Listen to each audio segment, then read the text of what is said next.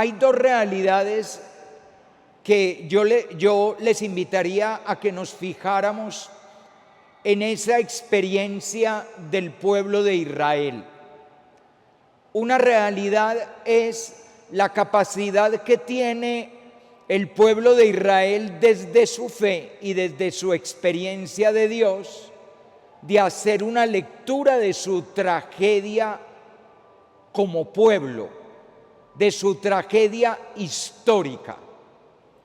Y lo segundo, haciendo esa lectura, la manera como encuentran un motivo de alegría, de esperanza y de confianza en Dios en medio de una tragedia que aún no ha terminado y que aunque se mantiene la tragedia, sin embargo encuentran el lugar de paz. Creo que ese movimiento de fe del pueblo de Israel a nosotros nos puede dar muchas luces para leer nuestra propia historia, tanto la historia como pueblo, como humanidad, como sociedad, pero también nuestra propia historia personal o familiar. Lo primero lo podríamos resumir en estas palabras: ¿por qué nos pasó lo que nos pasó? Me explico, y a ustedes ya les sonará algo las cosas que yo les digo, porque como yo voy explicando varias veces, esto ya lo dijo el Padre otra vez. Miren, cuando muere el rey Salomón, y estamos en un tiempo muy atrás, estamos a finales del siglo X antes de Cristo y comienzos del siglo IX antes de Cristo. Cuando muere el rey Salomón, el reino de Israel se divide en dos partes: el norte y el sur. El norte se va a llamar Israel y el sur se va a llamar Judá. En teoría, en el norte hay la mayor parte del pueblo y en la parte del sur queda únicamente la tribu de Judá. Vale, ¿qué es lo que pasa? Que hacia el año 720 antes de Cristo hay una invasión del imperio asirio, destruye el reino del norte y se llevan exiliados a un número de personas a la capital del imperio asirio, que es Nínive. ¿Por qué nos ha sucedido esto? Ven, ahí aparece la pregunta que se hace la persona que tiene fe. ¿Por qué nos ha sucedido esto? En ese momento el reino del sur se salva. Si ustedes leen los profetas y los relatos, pues por intervención divina. Y a lo mejor, además de la intervención divina, porque Dios tuvo misericordia del reino del sur, del rey Ezequías, que era un rey bueno y todo eso, a lo mejor por todo eso, o por simplemente su insignificancia, un paisito pequeñísimo con una ciudad, Jerusalén, más o menos destacada y pare de contar, pero por lo que sea el reino del sur se salvó. Pero no se salvó en el año 587 antes de Cristo, porque en ese año llega Babilonia y exactamente lo mismo: destrucción del reino del sur, destrucción física de las murallas de Jerusalén y del templo de Jerusalén, y los llevan exiliados ya no a Nínive, Asiria ya no es el imperio dominante, sino a Babilonia, que es el imperio dominante. Pregunta de fe: ¿por qué nos ha sucedido esto? Y hoy, de rodillas en el templo delante del Señor, responde el sacerdote Esdras: porque desde nuestros padres hasta hoy hemos pecado gravemente. Por causa de nuestros delitos, nosotros, nuestros reyes y nuestros sacerdotes hemos sido entregados a los imperios extranjeros, a la espada, a la esclavitud, al saqueo y a la vergüenza, como sucede todavía hoy. Es decir, la causa de la desgracia del pueblo es el pecado del pueblo. Y de una vez les cuento cuál es el pecado del pueblo. El pecado del pueblo es seguir a los ídolos y no seguir al Dios verdadero. Ustedes me dirán, ¿es un pecado religioso? Y yo les digo, no, no es un pecado religioso. Es un pecado antropológico, es decir, un pecado que tiene que ver con la vida humana. ¿Por qué? Porque los ídolos tienen una manera de entender el mundo, la sociedad, las relaciones interpersonales, la vida en familia, la vida como pueblo, mientras que Dios tiene otra manera totalmente diferente de mirarlo. ¿Cuál es la mirada de Dios? La de la justicia, la de la bondad, la de la misericordia, la de estar atentos al huérfano, a la viuda, al pobre, al emigrante. Estamos hablando de un régimen en el cual lo que hay es fraternidad, mientras que los ídolos tienen un régimen de codicia, de ambición, de intereses. No sé si ustedes recuerdan la lectura del profeta Amós del domingo, que hablaba de la manera como en su época, estamos hablando del siglo VIII antes de Cristo, la manera como en su época tumbaban a la gente, ya en esa época tumbaban a la gente, con balanzas mal calibradas, haciéndoles préstamos impagables. El gota a gota, ¿les suena a ustedes algo eso? Pues hay gota a gota desde la época del profeta Amós, ¿no?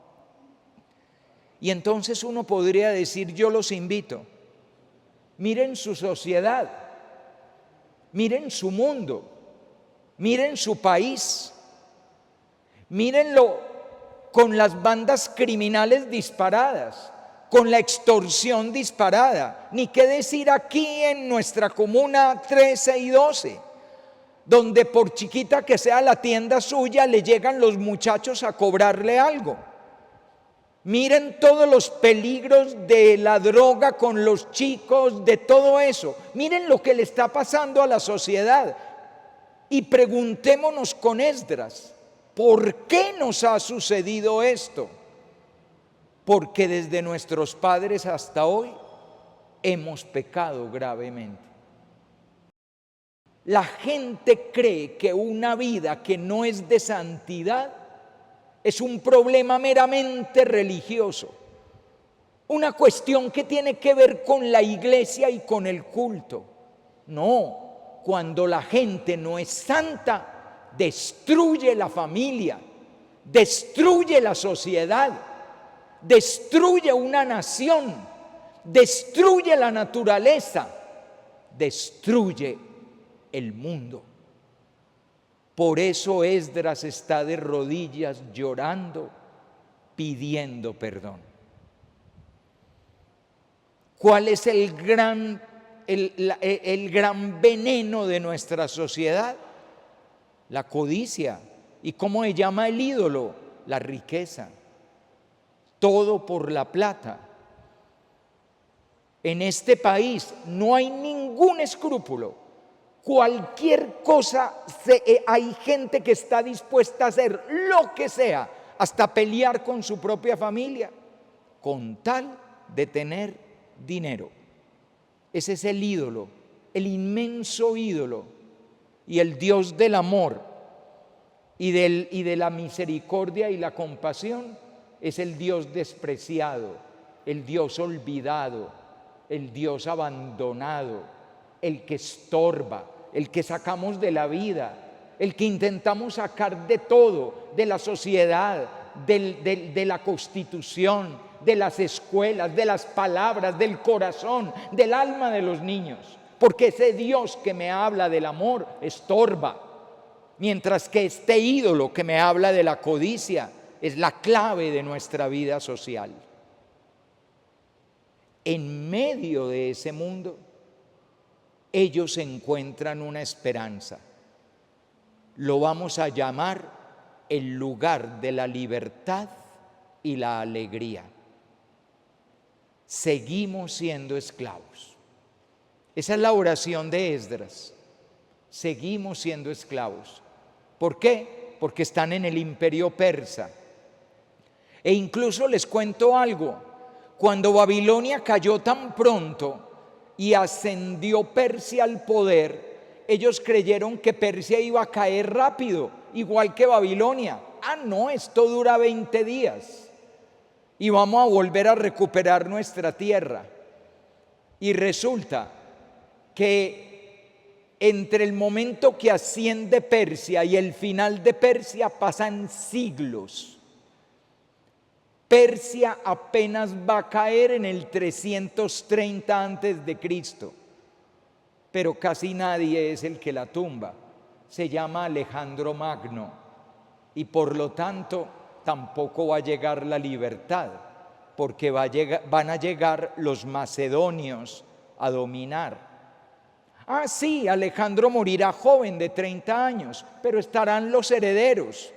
De todas maneras no va a haber libertad. Por ahí va a haber un tiempo raro que un día de estos les cuento, pero a partir del año 63 antes de Cristo, con la llegada de Pompeyo a Jerusalén, empezará el imperio romano a gobernar la tierra. Que ¿por qué perdimos? ¿Por qué nos pasó esto? Porque hasta el día de hoy nuestros padres y nosotros hemos pecado gravemente. ¿Y cuál fue ese lugar de libertad, de alegría, de paz, de gozo que encontraron? La casa del Señor. Ahí es donde está Esdras. Persia les dio un respiro. Qué imagen tan bonita esa. Estábamos ahogados, pero Persia nos dio un respiro. El lugar donde se puede respirar. Y el lugar donde se puede respirar es la casa de Dios. Cuando entramos a la casa de Dios no somos esclavos, somos libres, porque somos su pueblo, y somos su pueblo amado y su pueblo elegido. Cuando entramos a la casa de Dios recuperamos la alegría, porque hemos soltado las cadenas. Cuando entramos a la casa de Dios volvemos a ser el pueblo de David el rey y volvemos a tener la esperanza de que se cumplan todas las promesas, porque hemos tenido un respiro. Y Jesús envía a sus discípulos a que lleven la casa de Dios a todos los corazones, el lugar de la libertad, el lugar de la alegría, el lugar de la esperanza es Dios. De resto, estamos ahogados y somos esclavos de los demonios, de las enfermedades, de la codicia, de la ambición, de la criminalidad, de la violencia, de la delincuencia, de la malignidad, de la perversidad, de la indecencia, de la deshonestidad, de la corrupción, del engaño, de la mentira. Pero cuando llega a nuestras vidas Dios, entonces tenemos un respiro, porque Dios es el lugar de la libertad, el lugar de la alegría y el lugar de la paz. Si ustedes lo han encontrado, no lo pierdan. Y para no perderlo, compártanlo. Vayan y anuncien la buena noticia.